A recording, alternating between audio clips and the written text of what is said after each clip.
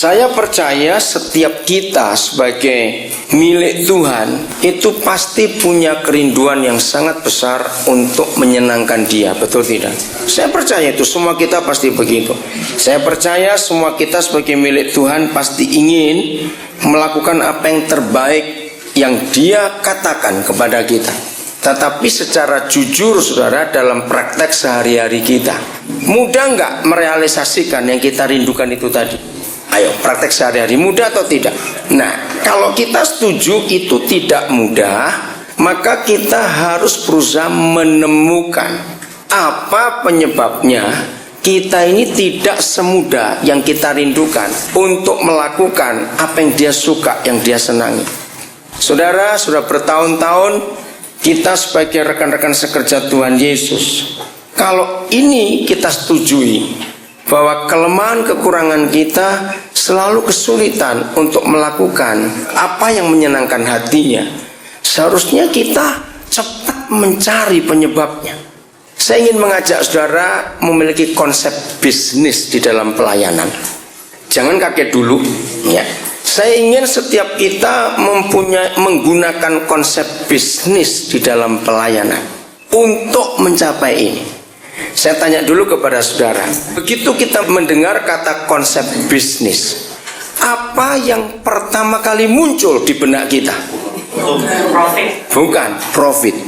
Itu yang kita pikir. Nggak ada orang bisnis nggak mikir untung. Itu tidak ada. Nah, saya kembali kepada prinsip tadi itu. Mengapa gereja yang tahu bahwa setiap kali kita ingin melakukan yang Tuhan kita suka, yang seharusnya menurut logika kita itu kan gampang, tapi faktanya kenapa kita kesulitan? Nah, tapi walaupun kita tahu kesulitan melakukan konsep itu, kita tidak berusaha untuk mencari penyebabnya. Maka itu saudara, musuh gereja yang pertama dan satu-satunya itu bukan iblis. Ingat ya, jangan punya hobi suka nyalakan iblis. Milikilah peri keiblisan sedikit, istilah saya. Kenapa? Begini saudara, ini konsep penting. Iblis itu nggak usah disalahkan, dari dulu sudah salah. Katakan amin cepat. Maka itu kalau kita cuma sibuk nyalakan dia, kita ini cuma mau melemparkan kesalahan sendiri. Renungkan kalimat ini. Karena kita tidak pernah mengakui kesalahan kita sendiri, dan itu sifat manusia. Sejak di Taman Eden, kita punya keturunan yang sama, namanya Adam. Begitu kita gagal, begitu kita ngalami macam-macam yang jelek, kita cari kambing hitam. Nah, orang Kristen, apalagi kita hamba-hamba Tuhan, paling gampang nyalakan iblis. Dikit-dikit iblis, dikit-dikit iblis. Untung dia sudah nggak bisa tersinggung lagi. Kalau dia bisa tersinggung, kita dihabisin betul oleh mereka. Nah, saudara, bukan iblis. Jangan sibuk ngurus dia. Setiap kali ada kegagalan, ada hal-hal yang salah dalam diri kita, rendahkan hati. Yang salah itu pasti kita. Setuju tidak usah ngomongin? Yang salah itu pasti kita, bukan yang lain, apalagi iblis. Nah, kembali pada konsep bisnis. Kalau sebuah bisnis tahu bahwa kegagalannya karena hal ini, jujur, pemilik perusahaan itu, orang bisnis itu akan teruskan cara yang itu atau dia cari cara lain? Cari yang lain dong. Nggak ada orang bisnis bodoh. Nah, kita di sini. Nah, saya kembali.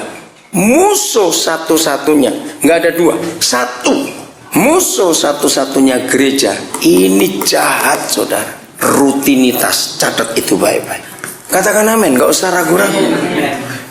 Maka itu, saudara, ketika, maaf saya pakai kalimat ini, ketika bisnis surga ini berjalan, walaupun di dalam kesalahan, secara logika orang bisnis sudah pasti bangkrut. Tapi kenapa bisnis gereja nggak bangkrut? Nah, sebab modalnya yang punya langit dan bumi yang kita pakai. Amen. Jangan amen dulu, ini salah masalahnya. Nah, kalau kita percaya modal yang kita pakai itu milik Tuhan kita yang kita layani, ini lebih kurang ajar. Karena kita nggak merasa dituntut apa-apa. Walaupun bangkrut, surga tetap memberkati. Nah, ini kan konyol. Nah, nggak akan habis walaupun kita habiskan modalnya. Ini serius saudara kita ngomong. Betul tidak? Begitu banyaknya kegoblokan kita dalam kata pelayanan, kita tidak pernah sadar bahwa ini membuat surga. Dalam kata bisnis seharusnya sudah bangkrut lama surga itu. Karena kita tidak menghasilkan seperti yang bos mau, tapi gaji tetap rutin. Bayangkan. Loh, serius? Ayo ngaku betul tidak? Ayo rutin gak gaji kita? Buktinya hidup semua sampai hari ini punya anak terus lagi. Maaf saya pakai kalimat itu. Karena kita punya sistem yang salah. Bisnis yang modalnya kuat, walaupun caranya salah, nggak akan bangkrut, nggak akan rasa capek kalau itu cuma rutin saja. Betul tidak? Jadi rutinitas ini yang menyebabkan kita tidak pernah bisa maju dan ingin maju untuk mencapai lebih tinggi lagi dari apa yang dia inginkan atas kita. Ini perkara serius saudara. Sudah lihat, sudah November lagi. Maaf ya, bagi saudara yang kenal saya pasti saudara tahu bagaimana cara saya bicara. Bayangkan sudah mau habis lagi November, sudah tanggal 22. Coba lihat itu. Nah, kalau kita cuma nunggu tahun habis terus masuk tahun baru, rutin lagi, tunggu lagi tahun habis masuk tahun baru, kegiatannya sama. Kalau sudah menjelang akhir tahun sudah kata ber gitu, bulannya September, maaf ya, saya nggak ngomong saudara, saya ngomong umum. Begitu ber bulannya masuk September, Oktober sudah nggak mungkin, malah September. Apa yang